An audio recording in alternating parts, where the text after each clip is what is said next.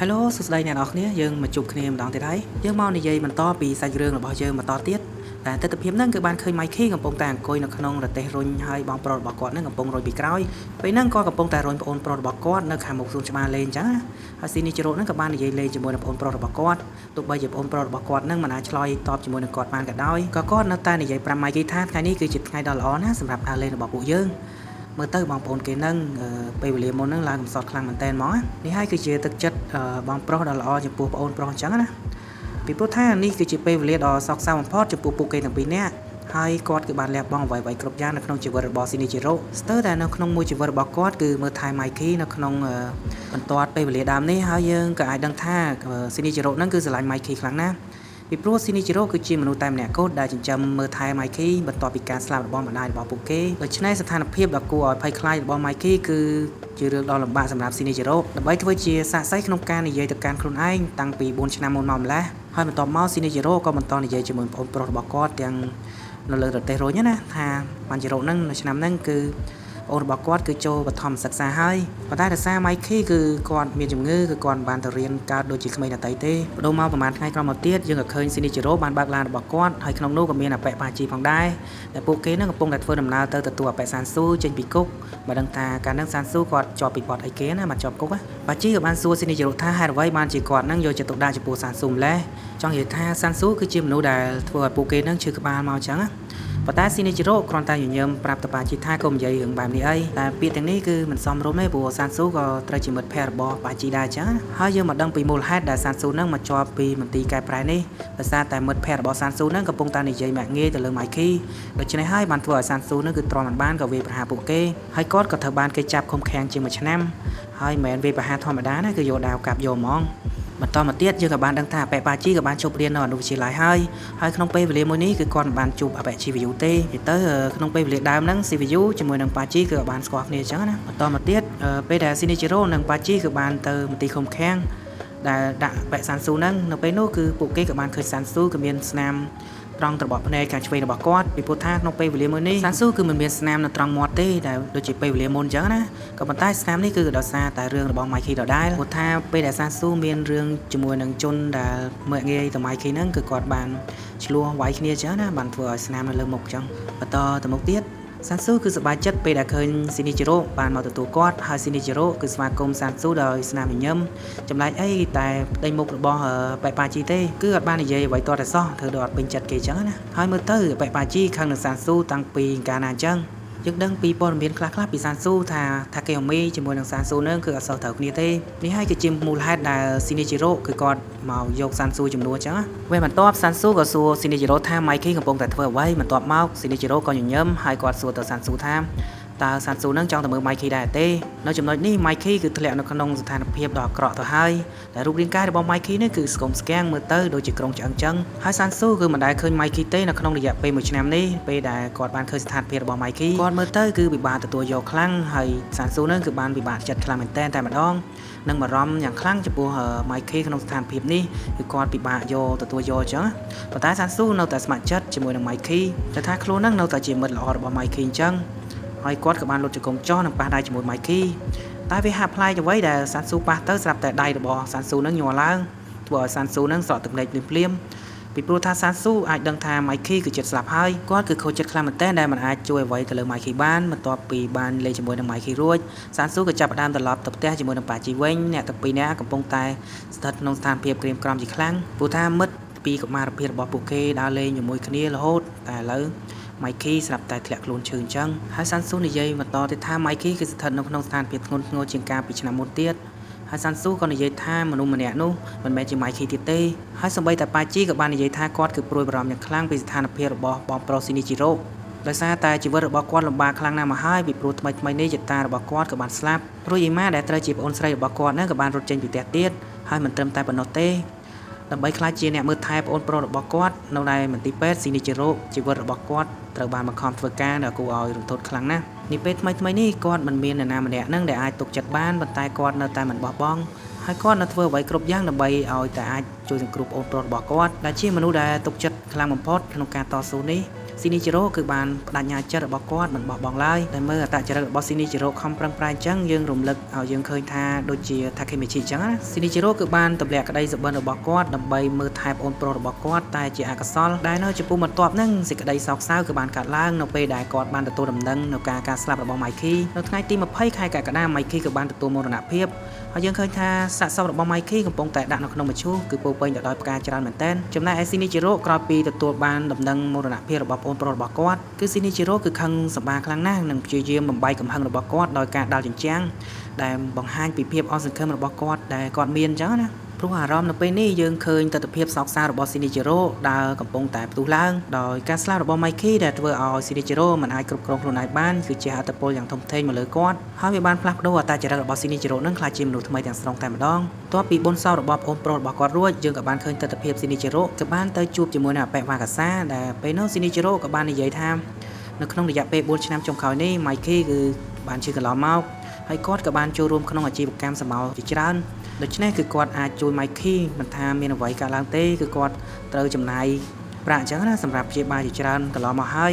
យទោះបីជាគាត់នឹងមិនមានប្រាក់ច្រើនក៏ដោយក៏ប៉ុន្តែការងារទាំងនោះពួកគេគឺសុទ្ធតែជាអ្នកកុហកទៅលើគាត់ដែលថាអាចជួយប្អូនប្រុសរបស់គាត់បានអញ្ចឹងណាប៉ុន្តែទីបំផុតប្អូនប្រុសរបស់គាត់ក៏នៅតែស្លាប់ដដែលអញ្ចឹង Shinichiro គឺខឹងជនទាំងអស់នោះខ្លាំងណាស់ដែលបោកប្រាស់ទៅលើគាត់អញ្ចឹងណាហើយបន្ទាប់ទៀត Shinichiro ក៏សញ្ជឹងគិតថាតើគាត់គួរតែសងសឹកទៅលើមនុស្សទាំងអស់នោះឬអត់ដោយសម្រាប់ពួកគេដើម្បីដាក់ទោសចំពោះការកុហករបស់ពួកគេអញ្ចឹងហើយមើលទៅទឹកមុខរបស់ Shinichiro ដូចជាមិនបានដេកតទៅសោះហើយមិត្តភ័ក្តិរបស់គាត់វ៉ាកាសាហ្នឹងគឺបារម្ភជាមួយនឹង Shinichiro ខ្លាំងណាស់តែថាខ្លាច Shinichiro ហ្នឹងបើមិនឈួតក៏ងាប់ដែរព្រោះថាអត់ដេកអត់ពួនអត់មានហូបបាយអីអញ្ចឹងហើយចំណែកវ៉ាកាសាវិញនៅក្នុងបន្ទាត់ពេលវេលាដើមនេះយើងក៏ឃើញបែបវ៉ាកាសាហ្នឹងគឺមានស្នាមស្នាក់ជាមួយនឹងបែបបេនកាយអញ្ចឹងគេសន្មតថាបេនកាយគឺបានស្លាប់នៅក្នុងពេលវេលាមួយនេះពីព្រោះថាវ៉ាកាសាគឺបានទទួលស្នាមសាក់ដូចជាមិត្តភ័ក្តិរបស់គាត់អញ្ចឹងនេះអ្នកនិពន្ធគេសន្មតអញ្ចឹងណាខ្ញុំនិយាយតាមគេដែរបន្ទាប់ពីហ្នឹងវ៉ាកាសាក៏បានបបួល Shinichiro ហ្នឹងទៅក្លឹបរបស់គាត់ដើម្បីផឹកស៊ីកាត់ stress កាត់សែតអញ្ចឹងជាក្លឹបតខ្លួនរបស់វ៉ាកាសានឹងផ្ទាល់ហើយគាត់ក៏បាននិយាយថានេះគឺជាកាដូចែកគ្នាសម្រាប់ការស្លាប់របស់ប្អូនប្រុសរបស់ឯង Shinichiroនៅពេលដែលពួកគេក៏បានចូលក្នុងក្លឹបនៅក្នុងបាររបស់អបិវ៉ាកាសារួច Shinichiro ក៏បានលើមនុស្សអាក្រក់មួយចំនួនកំពុងតែនិយាយអំពីការឆ្លងពេលវេលាហើយពួកទាំងនោះក៏បាននិយាយថាពួកគេបានឃើញបរិសុទ្ធចំណាស់ម្នាក់ដែលមានមុខមាត់ចម្លែកហើយថែមទាំងពួកគេនឹងក៏បាននិយាយបន្តទៀតថាបរិសុទ្ធម្នាក់នោះគឺអាចឆ្លងពេលវេលាត្រឡប់ក្រោយបានថែមទៀតផងមិនថាទៅចូលទៅអតីតកាលឬក៏បច្ចុប្បន្នកាលទេគឺបរិសុទ្ធម្នាក់នឹងអាចធ្វើបានអញ្ចឹងណាហើយពួកគេក៏បានបន្ថែមទៀតថាបរិសុទ្ធចំណាស់ម្នាក់នោះក៏បាននិយាយរឿងចម្លែកមិនទេដែលពួកគេនឹងគឺគិតថាជារឿងលេងសើចបន្ទាប់មកពីបានស្ដាប់រឿងរបស់ពួកគេរួច Shinichiro ក៏បានក្រោកឈរដើម្បីសួរដំណឹងអំពីបរិសុទ្ធចំណាស់ម្នាក់ហ្នឹងព្រោះថានេះជាមូលហេតុដែលជំរុញចិត្តឲ្យ Shinichiro ជឿរឿងទាំងអស់នេះតែតាមពិតទៅគឺគាត់អស់សង្ឃឹមក្នុងការជួយសង្គ្រោះប្អូនប្រុសរបស់គាត់ចឹងហើយគឺគាត់សុខចិត្តព្យាយាមដើម្បីធ្វើអ្វីក៏ដោយទោះបីជាស្ដាប់ទៅវារឿងពិតឬក៏ប្រឌិតក៏ដោយក៏គាត់ជឿអញ្ចឹងបន្ទាប់ពី Shinichiro ក៏បានសួរទៅលើជនទាំងអស់នោះហើយគឺថាជនទាំងអស់នោះគឺបានខឹងសម្បាជាមួយនឹង Shinichiro ភ្លាមដែលពួកគេនឹងក៏បាននាំអបិ Shinichiro នឹងទៅនិយាយខាងក្រៅនៅឯច្រកទ្វារតូចមួយកន្លែងដើម្បីព្យាយាមឲ្យដឹងពីមធ្យោបាយឆ្លងពេលវេល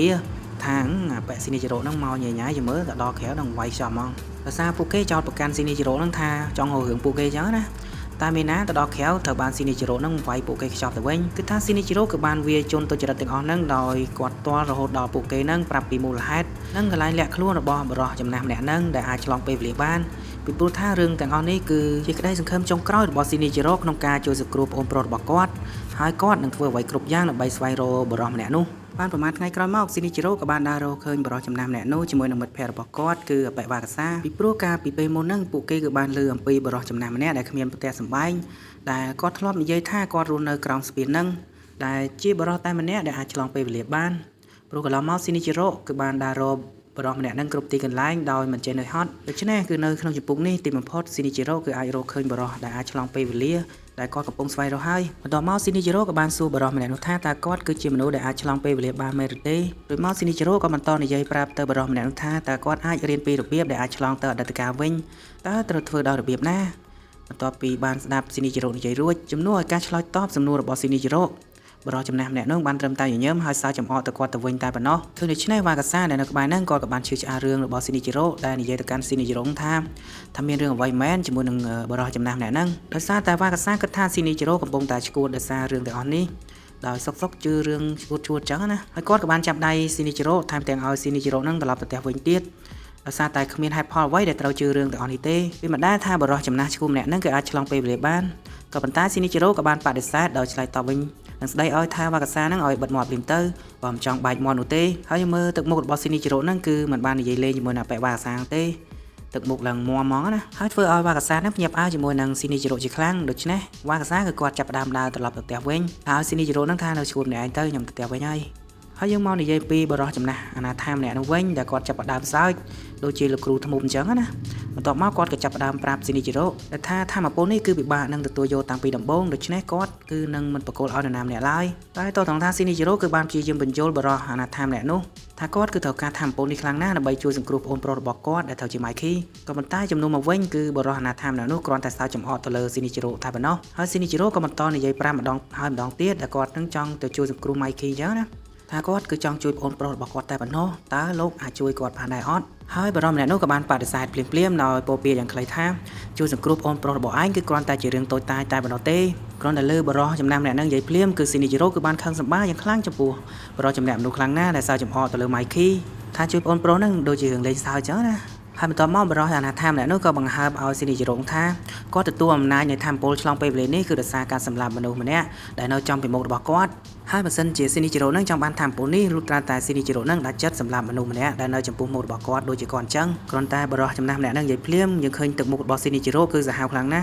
់ហើយទឹកមុខរបស់គាត់នឹងគឺបានផ្លាស់ប្ដូរឡើងត្រជាក់តែម្ដងបន្ទាប់ពីនោះទៀតស៊ីនីជីរ៉ូក៏បានរើបំពង់ដែកដែលនៅក្បែរនោះគឺចាប់ផ្ដើមវាយប្រហារមកលើបរិះអាណាថាម្នាក់នោះដែលវាយមកកាន់បរិះអាណាថាម្នាក់នោះពីក្រោយខ្នងតែម្ដងខណៈពេលដែលបរិះនោះកំពុងតែព្យាយាមដើរចេញពីស៊ីនីជីរ៉ូក៏បានហក់មកវាសង្គ្រប់លើបរិះអាណាថាម្នាក់នោះយ៉ាងពេញទំហឹងដោយវាយពីខាងក្រោយចំក្បាលមួយទំហឹងដែលធ្វើឲ្យបរិះម្នាក់ហ្នឹងគឺបានដួលដេកទៅនឹងដីភ្លាមតែម្ដងដែលរំពេចនោះឈាមក៏បានស្រក់ចេញពីលើក្បាលបរិះម្នាក់នោះជាច្រើនចំណែកស៊ីនីជីរ៉ូស្រាប់តែភ្នែករបស់គាត់នឹងប្រែជាពណ៌សមើលទៅគាត់គឺតានតឹងខ្លាំងណាស់ដោយសារតែស៊ីនីជីរ៉ូគឺបានហត់នឿយនឹងរឿងរ៉ាវកន្លងមកជាច្រើនខណៈពេលដែលបរិះចំណាស់ម្នាក់នោះក៏បានដេកនៅក្នុងស្លុកឈាមបរិះអាណាថាម្នាក់នឹងក៏ចាប់ផ្ដើមសើចដូចជាមនុស្សឈួនអញ្ចឹងបន្ទាប់មកគាត់ក៏បាននិយាយទៅកាន់ស៊ីនីជីរ៉ូថាស៊ីនីជីរ៉ូនឹងគឺបានធ្វើការសម្រេចចិត្តដូចគាត់គឺសម្រេចចិត្តសម្លាប់មនុស្សនៅចំពោះមុខអញ្ចឹងណាប៉ុន្តែមើលទៅស៊ីនីជីរ៉ូគឺនៅតែខឹងសម្បាចំពោះបរិះចំណាស់ម្នាក់នោះដែលយកបំពង់ដៃនឹងគឺវាយមកកាន់បរិះចំណាស់ម្នាក់នោះបន្ថែមគឺថាសពងយកតែម្ដងដែលស៊ីនីជីរ៉ូនឹងបន្តប្រាប់គាត់ថាឲ្យបិទមាត់ទៅអាមនុស្សកំពុងតែបាត់បង់ប្អូនប្រុសជាទីស្រឡាញ់ផងមកលេងសើចអីស្រាប់តែស៊ីនីជីរ៉ូនឹងគឺវាយបរិះម្នាក់នោះរហូតដល់តែស្លាប់តែម្ដងខណៈពេលដែលបរិះម្នាក់នោះកំពុងធៀបនឹងដាច់ខ្យល់ស្លាប់ស៊ីនីជីរ៉ូក៏បានប្រាប់ឲ្យបរិះណាថានោះបិទមាត់ហើយបរិះណាថានោះក៏បានប្រាប់ស៊ីនីជីរ៉ូថាគាត់នឹងដាក់បណ្ដាសាឲ្យស៊ីនីជីរ៉ូវិញរួចមកបរិះណាថាម្នាក់នោះគឺចាប់ផ្ដើមនិយាយថាបណ្ដាសាគឺដាក់អ្នកដែលនិយាយពាក្យហ្នឹងដដែលម្ដងហើយម្ដងទៀតដែលនិយាយថាបណ្ដាសាដាក់អ្នកអញ្ចឹងណាហើយយើងក៏លេចមកឃើញស៊ីនីជីរ៉ូវិញគឺពិតមិនគួរឲ្យជឿនៅចំពោះនេះដែលគាត់ហ៊ានលើកដៃសម្រាប់បរិះអាណាថាម្នាក់នេះទេគឺថាស៊ីនីជីរ៉ូដំបូងឡើយគឺគាត់មិនដែលធ្វើរឿងប្រៃសាយអញ្ចឹងដែលធ្វើឲ្យបរិះអាណាថាម្នាក់ហ្នឹងគឺស្លាប់ដោយសារបំពង់ដែកបន្ទាប់ពីសម្រាប់បរិះអាណាថាម្នាក់នោះរួចស៊ីនីជីរ៉ូគិតថាគាត់នឹងអាចត្រឡប់ទៅអតីតកាលវិញបានហើយក៏ប៉ុន្តែគឺគាត់មិនអាចដឹងថាធម្មពលពេលវេលានេះគឺដំណើរការបានទេគឺមិនដឹងថាវាដំណើរការបានយ៉ាងម៉េចហើយស៊ីនីជីរ៉ូក៏បានលុតជង្គង់ចុះហើយគាត់ក៏បានស្រាប់តែពោលពាក្យថាត្រឡប់ក្រោយមកទោះបីជានិយាយពាក្យនេះដដែលច្រើនដងក្តីក៏ស៊ីនីជីរ៉ូក៏មិនអាចត្រឡប់ថយក្រោយបានទេហើយគាត់ក៏ចាប់ផ្ដើមស្រក់ទឹកភ្នែកពេលដឹងថាសូម្បីតែសម្រាប់មនុស្សម្នាក់ដើម្បីបន្ថែមសមត្ថភាពនេះក៏វាមិនអាចធ្វើដំណើរការបានដែរប្រហែលថ្ងៃបន្ទាប់នឹងការបរិច្ឆេទគឺថ្ងៃទី30ខែកក្កដាយើងក៏បានឃើញប៉ាជីនិងអបិសានស៊ូកំពុងដើរចេញមកខាងក្រៅដោយពួកគេនឹងក៏បានណាត់ជួបគ្នានិយាយលេងគ្នាអញ្ចឹងណាមួយសានស៊ូគឺចង់ទៅលេងជាមួយនឹងបងប្រុសស៊ីនីជីរ៉ូដែលគាត់ខានទៅលេងផ្ទះស៊ីនីជីរ៉ូអញ្ចឹងណាខណៈពេលដែលសានស៊ូកំពុងតែដើរទៅកាន់ផ្ទះស៊ីនីជីរ៉ូគាត់ក៏បានសាប់តែឃើញអ្វីមួយឃើញថាស៊ីនីជីរ៉ូនឹងគាត់ប្រុងតែលោតទៅលើស្ពានហើយដូច្នេះសានស៊ូគឺមានការភ្ញាក់ផ្អើលយ៉ាងខ្លាំងនៅពេលដែលឃើញអ្វីមួយកើតឡើងទៅលើស៊ីនីជីរ៉ូបែបនេះគឺគាត់គឺព្រួយបារម្ភយ៉ាងខ្លាំងពេលនោះសានស៊ូក៏បានរត់មករកស៊ីនីជីរ៉ូភ្លាមហើយគាត់ក៏បានសួរស៊ីនីជីរ៉ូថាតើស៊ីនីជីរ៉ូនឹងកំពុងតែធ្វើអ្វីថាកំពុងធ្វើអីយ៉ាងងាប់មែនហើយសានស៊ូកំពុងតែព្យាយាមបញ្ឈប់ស៊ីនីជីរ៉ូមិនឲ្យធ្វើរឿងអត្តឃាតបែបនេះទេក៏ប៉ុន្តែស៊ីនីជីរ៉ូគឺគាត់ស្គាល់ឃើញសានស៊ូគាត់ហាក់ដូចជាមិនសូវអើពើនៅទង្វើសានស៊ូដែលខាត់ទៅលើគាត់នោះទេពីព្រោះថាក្នុងចិត្តរបស់គាត់គឺបានស្លាប់ទៅហើយគ្រាន់តែគាត់គឺបាននិយាយឈ្មោះទៅលើសានស៊ូថាហារូជីយ៉ូតែប៉ុណ្ណោះ ចំណែកឯពេលសានស៊ូវិញគឺបានព្យាយាមជួយទៅលើស៊ីនីជីរ៉ូដោយប្រាប់គាត់ថាចុះពីទីនេះមកប៉ុន្តែស៊ីនីជីរ៉ូគឺមិនបានស្ដាប់ទៅលើសានស៊ូទេហើយនិយាយថាថ្ងៃនេះគឺជាថ្ងៃគ្រោះថ្នាក់របស់បងប្អូនប្រុសរបស់គាត់ដែលត្រូវជាម៉ៃឃីហើយគាត់និយាយថាគាត់ចង់ត្រឡប់ទៅថ្ងៃនោះម្ដងទៀតណាខណៈពេលដែលគាត់កំពុងតែនិយាយជាមួយសានស៊ូខ្ញុំឃើញថាសានស៊ូក៏បានព្យាយាមរត់ទៅជួយសង្គ្រោះទៅលើស៊ីនីជីរ៉ូមិនថាទោះបីជាស៊ីនីជីរ៉ូធ្វើបែបនេះទេហើយបន្ទាប់មកយើងក៏បានឃើញរូបរាងកាយរបស់ស៊ីនីជីរ៉ូហ្នឹងក៏បានធ្លាក់ចូលនៅក្នុងទន្លេព្រោះជំនួសឲ្យការតស៊ូរបស់ស៊ីនីជីរ៉ូកន្លងមកនេះគឺគាត់គឺមានអារម្មណ៍ថាធូរស្រាលពេលដែលគាត់បានធ្វើរឿងបែបនេះចឹងណាគាត់សុខចិត្តជ្រើសរើសផ្លូវធ្វើអត្តឃាតនេះដើម្បីបំភ្លេចរឿងរ៉ាវទាំងអស់ព្រោះកន្លងមកនេះស៊ីនីជីរ៉ូក៏បានរងទុក្ខជាច្រើនណាស់មកហើយក៏ប៉ុន្តែភ្លាមៗនោះយើងក៏បានកត់សម្គាល់ឃើញថាធម្មពលនៃពេលវេលាហ្នឹងក៏បានដំណើរការឆ្លងពេលវេលាភ្លាមៗដែលត្រឡប់ទៅអតីតកាលវិញបានចឹងណាឃើញដូច្នេះស៊ីនីជីរ៉ូគឺគួរឲ្យចាប់ផ្អើលវាបានលោតដំណើរការនៅពេលដែលប្អូនប្រុសរបស់គាត់ដែលត្រូវជាម៉ៃឃីកំពុងតែរត់លេងដែលកាន់យន្តហោះជ័រដែលជាអំណោយខ្លួនហ្នឹងឲ្យមកកាន់ប្អូនប្រុសរបស់គាត់ភ្លាមៗនោះម៉ៃឃីកំពុងតែរត់លេងយ៉ាងសប្បាយហើយគាត់ក៏បានប្រាប់ឲ្យបងប្រុសរបស់គាត់ហ្នឹងឲ្យងាកចេញពីផ្លូវរបស់ម៉ៃឃីទៅចំណែកឯស៊ីនីជីរ៉ូវិញគឺបានភ្ញាក់ព្រឺតែម្ដងដែលឆ្ងល់ខ្លួនឯងថាហេតុអ្វីបានជាគាត់ហ្នឹងបញ្ជូនឲ្យគាត់មកអតីតកាលវិញបែបនេះដូចជាគាត់ហ្នឹងកំពុងតែរស់ម្ដងទៀតអញ្ចឹងថាមិនគួរឲ្យជឿថាឆ្លងពេលវេលាត្រឡប់ថយក្រោយបានអញ្ចឹងណាកំឡុងពេលហ្នឹងស៊ីនីជីរ៉ូកំពុងតែវង្វេងក្នុងផ្នត់គំនិតរបស់គាត់ព្រោះថាគាត់មិនគួរឲ្យជឿទៅតែអំបញ្ញមិញគឺធ្វើដំណើរការឆ្លងពេលវេលាបានទៅអតីតកាលវិញទេកំពុងតែស្លងអារម្មណ៍ហ្នឹងស្រាប់តែម៉ៃឃីក៏បានលោតធាក់ចំក្រាមុខរបស់បងប្រុសរបស់គាត់មួយទំហឹងតែម្ដងតើតែមិនជើងអញ្ចឹងបានដឹងថាត្រឡប់ទៅអតីតកាលមែនមួយជើងនេះគឺបានធ្វើឲ្យស៊ីនីជីរ៉ូហ្នឹងគឺភ្ញាក់ពីសុបិនហ្មងនៅពេលនោះស៊ីនីជីរ៉ូបានក្រោកមកវិញហើយគាត់ឃើញថាខេអូមីអាកាស៊ីក៏នៅកន្លែងហ្នឹងផងដែរហើយស៊ីនីជីរ៉ូក៏បានមើលការបរិច្ឆេទនឹងពេលវេលាដែលគាត់នឹងត្រឡប់មកអតីតកាលបែបនេះថាថ្ងៃម៉ានខែម៉ានអញ្ចឹងហើយថាគេមីនឹងក៏បានសួរស៊ីនីជីរ៉ូថាតើស៊ីនីជីរ៉ូមិនអីទេឬប៉ុន្តែប្រតិកម្មរបស់ស៊ីនីជីរ៉ូគឺមិនខ្វល់អ្វីទាំងអស់គាត់បានដឹងថាការបរិច្ឆេទនៅថ្ងៃនេះគឺនៅថ្ងៃទី30ខែកក្កដាក្នុងឆ្នាំ1997ហើយគាត់ដឹងថា timeline មួយនេះគឺម៉ៃឃីគឺមានអាយុត្រឹមតែ9ឆ្នាំតែប៉ុណ្ណោះចំណែកឯម៉ៃឃីក្មេងក្បាលខូចវិញគឺនៅតែកាន់យន្តហោះជ័ររបស់គាត់ដដែល